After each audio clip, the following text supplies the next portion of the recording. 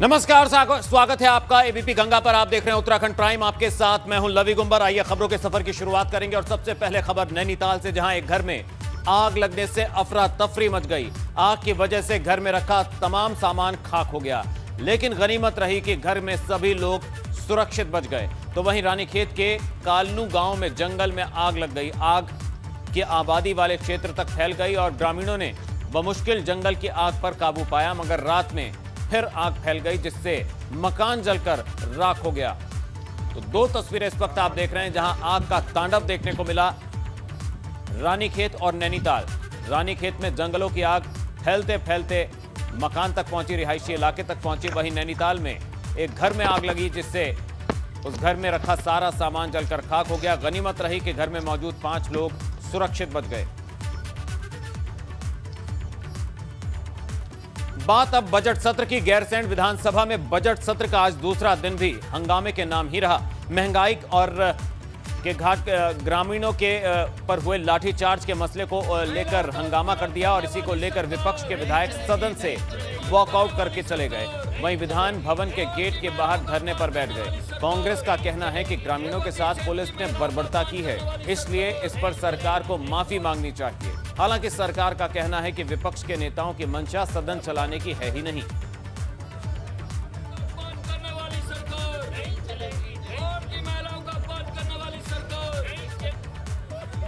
अपनी गलती को छिपाना चाहता है। विपक्ष को यह शर्म नहीं आती कि अगर इतना महत्वपूर्ण कल का घटना थी तो आप 310 में लेकर नहीं आए। आपके लिए कल का आंदोलन महत्वपूर्ण नहीं था, आप उसे तो 58 में लेकर आए, तो क्या उसको 310 में नहीं आना चाहिए था अगर आप इतना महत्वपूर्ण थे? इसका मतलब कांग्रेस के मित्रों के लिए यह विषय महत्वपूर्ण है ही नहीं था। दूसरी बात, कांग्रेस के मित्र प्रारंभ से ही सदन को चलाने के पक्ष में नहीं है। महामहिम का अभिभाषण होता है, कांग्रेस के मित्र तत्काल बिना पढ़े बिना बटे प्रतियां और हाउस छोड़कर बाहर आ जाते हैं। एक पुलिस वाला महिला को हाथ से पीट रहा है, महिला पुलिस तो वहाँ थी ही नहीं, और पानी छोड़ा गया, महिलाएं अपना मुंह पोंछ रही थी, साड़ी निचोड़ रही थी।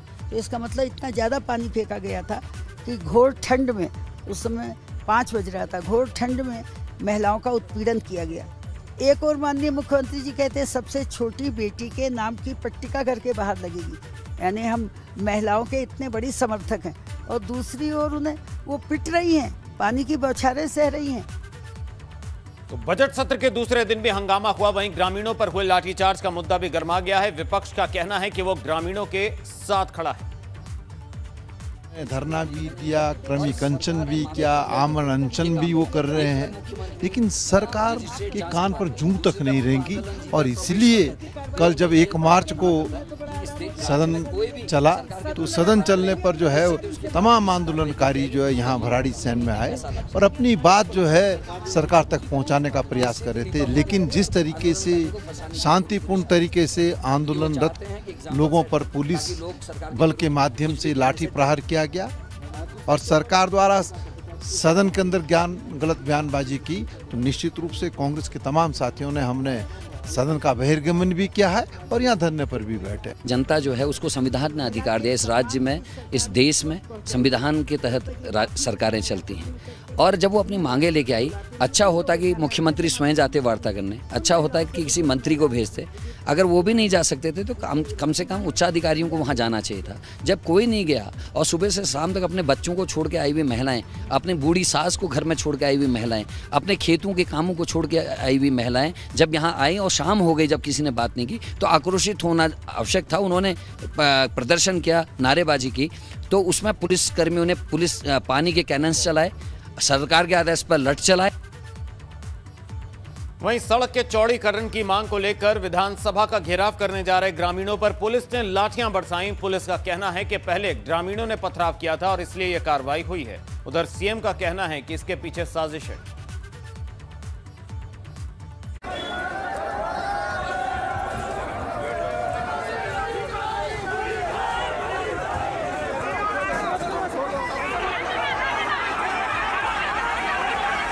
ग्रामीणों पर बरस रही लाठियों की ये तस्वीरें कर्णप्रयाग की दिवाली खाल की है।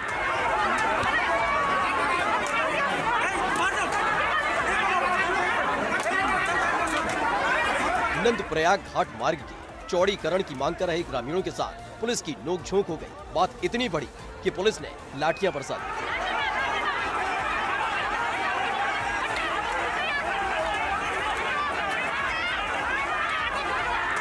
ग्रामीण सड़क को चौड़ा करने की मांग को लेकर विधान भवन का घेराव करने जा रहे थे, मगर पुलिस ने उन्हें रोक लिया।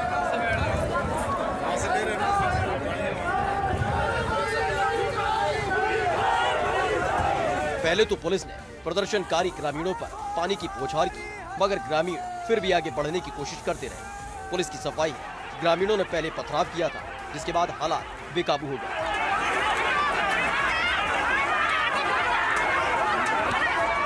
वहाँ पर उनको रोका गया। काफी देर तक उन्होंने जो है बैरियर तोड़ने की कोशिश करी, तो तब पुलिस ने उनको वहां से हटाया, जिसके बाद इन्होंने पुलिस पर पथराव कर दिया, जिसमें हमारे एक जवान का सर फट गया है, जो कि गंभीर रूप से घायल है।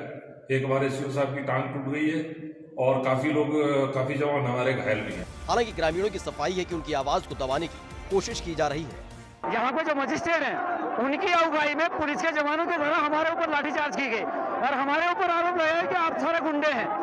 क्या उत्तराखंड सरकार इतनी निकम्मी या निठल्ली और इतनी बहरी हो चुकी है कि आम जनमानस पर लाठीचार्ज, और इस इतनी ठंड में भी लाठीचार्ज और पानी की बौछारें यहाँ पे फैलाई जा रही है।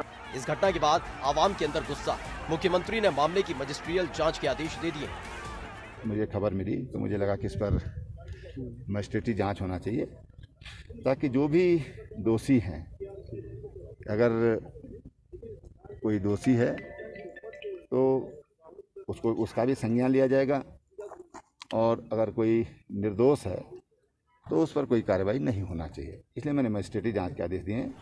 हालांकि सीएम का ये भी आरोप है कि सड़क के बहाने सियासत हो रही है। मुख्यमंत्री ने आरोप लगाया कि कुछ लोग अस्थिरता पैदा करना चाहते हैं। जो इन पर ट्रैफिक ज़्यादा है, जैसे मैदानी जनपद है, उन पर ट्रैफिक काफ़ी होता है, तो उसको डबल लेन से जोड़ेंगे। ये मैंने घोषणा किया था। फिर मैं बीच में जब आपदा के समय आया था, तो उस समय मैंने गोपेश्वर में भी ये बात कही थी। सॉरी, आपदा से पहले जब मैं आया था तब भी मैंने एक बात कही थी। मैं समझता हूँ कि कुछ तत्व ऐसे हैं कि जो इस बहाने अपनी राजनीति करना चाहते हैं। कुछ लोग ऐसे हैं कि जो अस्थिरता पैदा करना चाहते हैं। नंदप्रयाग घाट मार्ग के चौड़ीकरण की मांग को लेकर ग्रामीण करीब 2.5 महीने से आंदोलन कर रहे हैं। सोमवार से गैरसैंण में बजट सत्र शुरू हुआ तो ग्रामीण विधान भवन का घेराव करने जा रहे थे। इस दौरान पुलिस ने ग्रामीणों को रोक लिया। बात इतनी बड़ी कि पुलिस को लाठीचार्ज करना पड़ गया।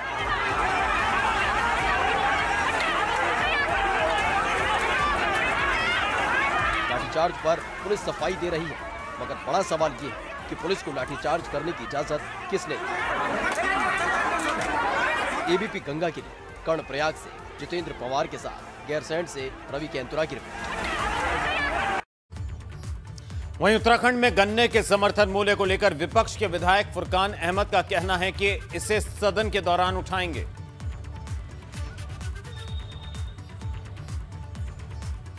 हमारे यहाँ चुनाव हो रहे थे, वादा कर रहे थे कि हम डबल इंजन की सरकार बनाएंगे, हम किसानों की आय दुगनी करेंगे। मैं सरकार से पूछना चाहता हूँ, क्या 4 साल हो गए एक भी रुपया गन्ने का रेट नहीं बढ़ाया? क्या इस तरह किसानों की आय दुगनी होगी? ये सिर्फ किसानों को भगाना चाहती है और किसानों को देना कुछ नहीं चाहती। वहीं गैरसैंण कूच कर रहे ग्रामीणों पर लाठीचार्ज के मामले में राजनीतिक दलों ने प्रदर्शन किया। देहरादून में कांग्रेस ने प्रदर्शन किया तो वहीं हल्द्वानी में कांग्रेस, यूकेडी और आप कार्यकर्ताओं ने प्रदर्शन किया। इसी तरह से काशीपुर और पौड़ी में भी प्रदर्शन किया गया। विपक्षी दलों ने प्रदेश सरकार के खिलाफ जमकर नारेबाजी की। देहरादून में कांग्रेस कार्यकर्ताओं ने गैरसैंण कूच कर रहे लोगों पर लाठीचार्ज के विरोध में प्रदर्शन किया। कांग्रेस का कहना है कि ग्रामीणों पर लाठियां बरसाने वाले पुलिस कर्मियों पर कार्रवाई होनी चाहिए। राहुल गांधी जिंदाबाद, राहुल गांधी सोनिया वहीं हल्द्वानी में कांग्रेस, यूकेडी और आम आदमी पार्टी ने इस घटना के विरोध में प्रदर्शन किया। कांग्रेस की मांग है कि लाठीचार्ज की न्यायिक जांच होनी चाहिए, तो वहीं यूकेडी ने इसे आंदोलनकारियों का अपमान बताया।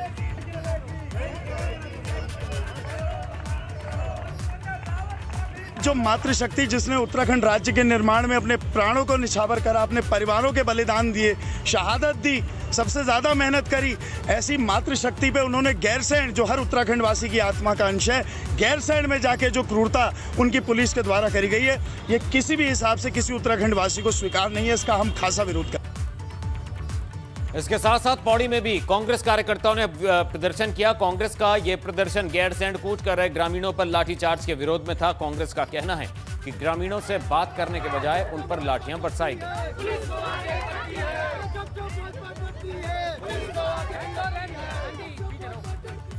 वहीं काशीपुर में आम आदमी पार्टी ने घाट के ग्रामीणों पर हुए लाठीचार्ज के विरोध में प्रदर्शन किया। आप कार्यकर्ताओं ने मुख्य बाजार में जुलूस निकाला और घटना का विरोध किया।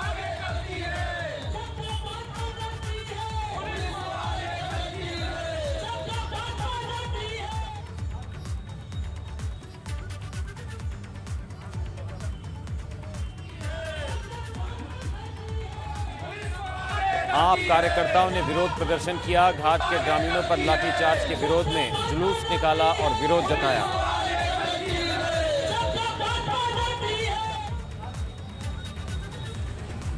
ग्रामीणों पर लाठीचार्ज का विरोध किया जा रहा है। तमाम जगहों से प्रदर्शन की तस्वीरें आई। इस वक्त आप काशीपुर में आप कार्यकर्ताओं की तस्वीरें देख रहे हैं जो सड़कों पर उतरकर विरोध कर रहे हैं। घाट के ग्रामीणों पर लाठीचार्ज का आम आदमी पार्टी ने भी विरोध किया।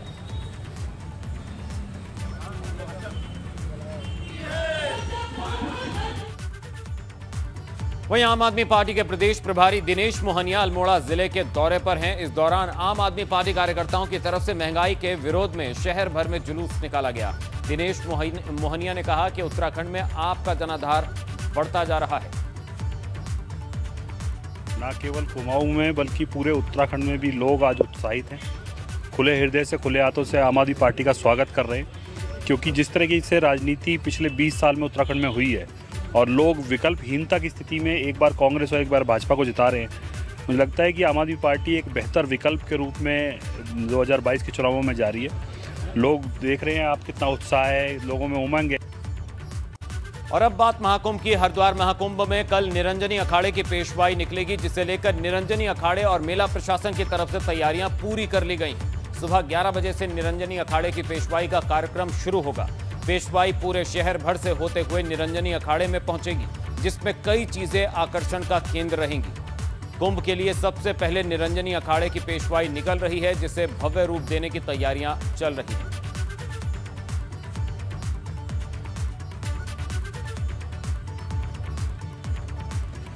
कल निरंजनी अखाड़े की पेशवाई निकलेगी, जिसको लेकर तैयारियां पूरी कर ली गई हैं। मेला प्रशासन और अखाड़े की तरफ से तैयारियां पूरी हो गई।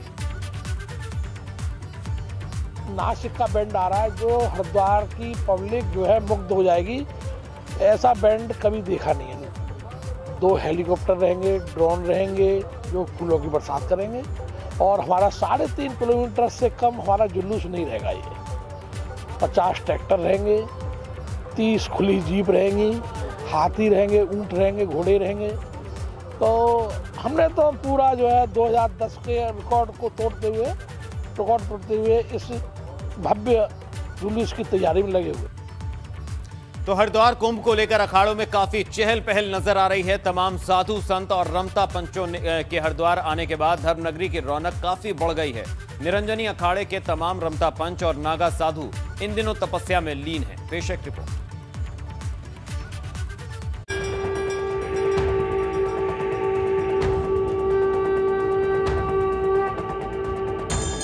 रमता पंच तपस्या में लीन।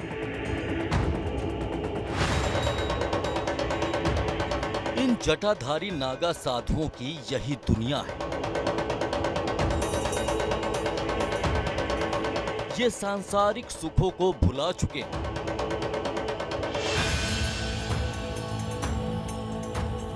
इनके लिए मोह माया के कोई मायने नहीं।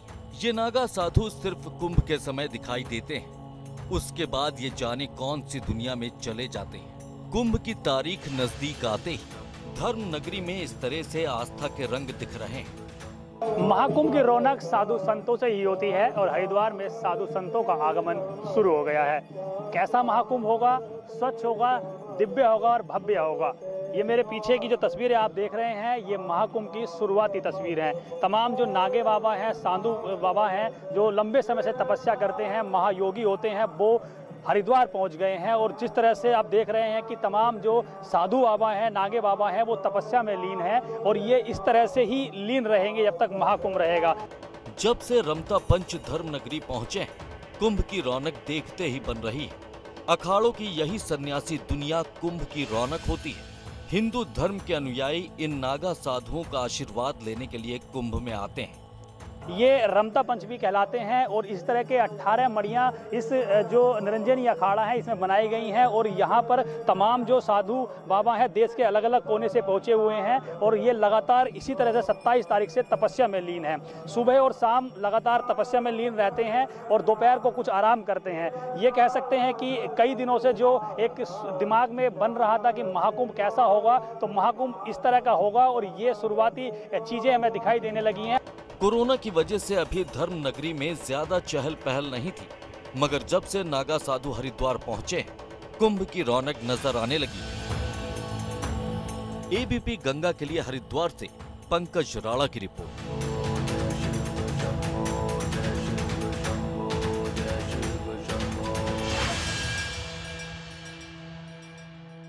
कोविड वैक्सीनेशन को लेकर टिहरी जिले में अब अवेयरनेस देखी जा रही है। अधिकारियों की माने तो जिले में वैक्सीनेशन में अब तक करीब 87% टारगेट पूरा कर लिया गया है। दूसरे चरण में वैक्सीनेशन में फ्रंटलाइन वर्कर्स का 74% वैक्सीनेशन हो चुका है, लेकिन कुंभ ड्यूटी के चलते कई लोग वैक्सीनेशन से छूट गए हैं, जिन्हें वहीं वैक्सीनेशन दिया जाएगा। कुछ लोगों को लगता है कि कोरोना चला गया है, इसीलिए वो कोविड के नियमों की खुलेआम धज्जियां उड़ाते हैं। कोटद्वार के अस्पताल में भी ऐसा ही हाल है। अस्पताल पहुंचने वाले लोग ना तो सोशल डिस्टेंसिंग का ख्याल रखते हैं, ना ही मास्क लगाने पर ध्यान दे रहे हैं। ऐसे में बड़ा सवाल ये है कि क्या इन हालात में हिंदुस्तान कोरोना को मात दे पाएगा? इन तस्वीरों को देखकर आप खुद ही अंदाजा लगा सकते हैं। ना तो सोशल डिस्टेंसिंग का पालन हो रहा है, ना मास्क लगाया। वहीं खटीमा में खतौनी में छेड़छाड़ कर फर्जी तरीके से नाम दर्ज कर जमीन हड़पने का मामला सामने आया। आरोप है कि एक शख्स के भाई ने न सिर्फ फर्जी तरीके से अपने भाई की जमीन अपने नाम करवा ली, बल्कि अपने भाई पर जानलेवा हमला भी कर दिया। एसएसपी ने मामले में कार्रवाई का भरोसा दिया है।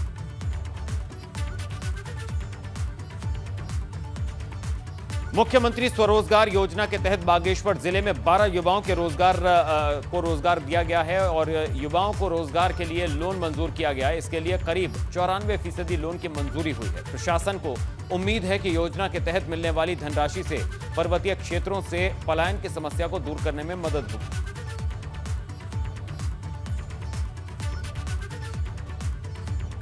पीएम मोदी ने मन की बात कार्यक्रम में बागेश्वर का नाम लिया था। प्रधानमंत्री ने गरुड़ ब्लॉक के सिरकोट गांव के जगदीश कुनियाल की मेहनत और लगन का जिक्र किया था। 57 साल के जगदीश कुनियाल ने गांव की बंजर जमीन पर पौधारोपण का काम शुरू किया। उन्होंने अपनी 250 नाली जमीन में भी कई प्रजाति के पौधे रोपे हैं। अब तक वो 25,000 से अधिक पौधे रोप चुके हैं। उससे मैं जो है कि मेरे को अत्यधिक आत्मा से खुशी हुई है कि जो है कि मुझे इतनी आशा नहीं थी कि मुझे इतना सम्मान मिलेगा। मैं तो एक निस्वार्थ भाव से ये काम किया है। मैं आगे को अपने बच्चों को भी ये कहूँगा कि बच्चों पेड़ लगाते रहें और लोगों को भी प्रेरित करूँगा कि पेड़ों का संरक्षण करें, पेड़ों को लगाएं। और इसी के साथ उत्तराखंड प्राइम में अभी बस इतना ही। एबीपी गंगा पर खबरें लगातार जारी हैं। इजाजत, नमस्कार।